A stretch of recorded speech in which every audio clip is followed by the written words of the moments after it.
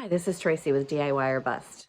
Today's project is putting siding on the cabin. I have trimmed out the windows with this, it's called 1x3, but it's actually 3/4 of an inch trim all the way around all the windows, all the doors, because my siding is also 3/4 of an inch. And that is going to allow for the edge here, where all of the siding is coming in horizontally.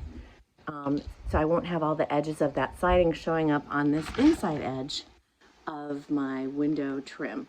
And then over this part here where the two are meeting, I'll put a nice piece of trim.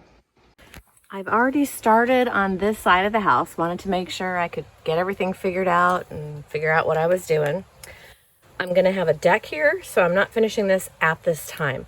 I will probably come back and put more siding farther down because this is covering up the framing here. So I'll probably put it down to here possibly to protect this, because that won't continue to be a vapor barrier, waterproof if it continues to be exposed to the elements. So here is the part I was talking about with the framing and the siding coming together very nicely. And then I'll put my piece of trim right over the top, actually over this edge to here. Got some work to do. All right, I want to take a second to show you, and I'm having a hard time because this is almost a full 16-foot run.